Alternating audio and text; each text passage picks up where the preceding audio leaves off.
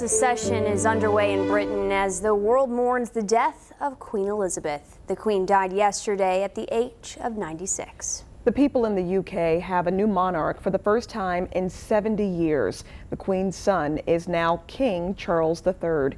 He returned to London from Scotland today to observe 10 days of mourning and begin a series of events years in the making. ABC has more on that. King Charles III, reintroducing himself as the United Kingdom's new monarch.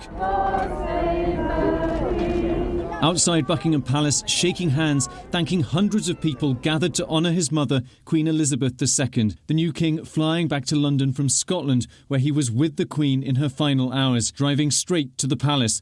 The royal standard raised for him for the first time. Charles is expected to be formally proclaimed King Charles III on Saturday. The United Kingdom now launching an extraordinary period of mourning as Britons adjust to the loss of their longest-serving monarch, who is seen as the soul of the nation. Artillery salutes booming out across the United Kingdom. 96 shots, one for each year of the Queen's long life.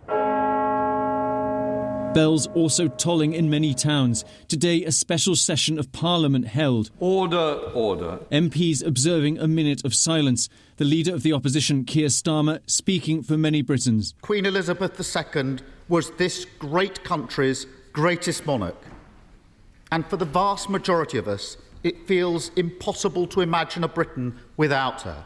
The Queen's reign a constant, overseeing dramatic changes as Britain changed from an empire into a modern society. I declare before you all that my whole life, whether it be long or short, shall be devoted to your service and to the service of our great imperial family. Her last official meeting just 3 days ago with the new Prime Minister, Liz Truss. Her late Majesty, Queen Elizabeth II, was one of the greatest leaders the world has ever known. She was the rock on which modern Britain was built.